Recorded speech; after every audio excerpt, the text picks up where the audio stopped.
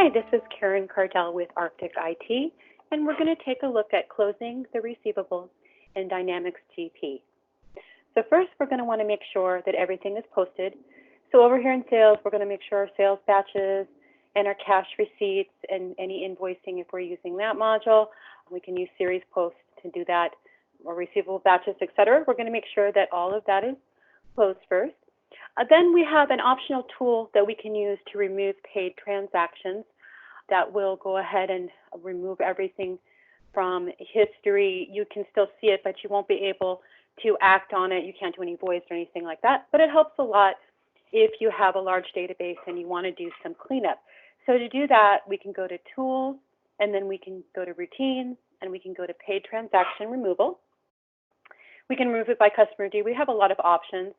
So I'm going to just go ahead and select by type, and we can select all, we can select a range, and we can select it by class ID as well, but we'll just select by type. And we can say here, what do we want to remove? And I can say to remove NSFs, voids, waves, paid transactions, or checks through a date. And do you remember a cutoff date? You probably want it at least 2 years out. We can select to print or register, and we could do a balance forward consolidation.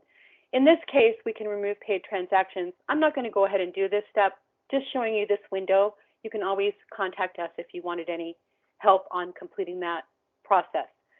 But you would click Process Next, and then that would run off and take effect. Now, the next thing we're going to do once that's done is we're going to go ahead and have your IT group make a backup.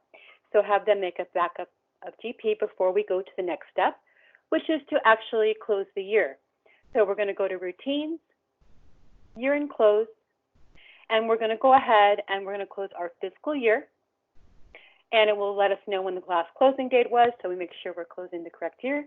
And we can select to print the report. So I'm going to do that and say Process. And it's going to ask me Continue, and I'll say Yes. And I'm going to go ahead and print the report to the screen. And there it goes. There is my report, in which case I can print it and save it, review it, and I'll just go ahead now and close my report. Then I'm going to go ahead, this comes up, and now I'm going to go ahead and close the fiscal periods for receivables.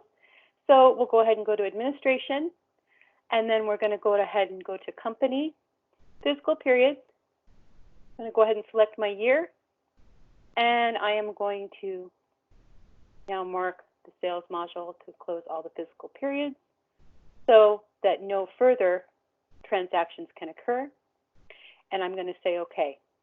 We could then actually go back to that year-end close in receivables, and we could close the calendar year, but we're not going to want to do that until after you close payables. So we'll skip that here. We'll pick that up in payables. Once we're done now, we can go ahead and have your IT group make a final post-close backup. And that's your AR year-end close.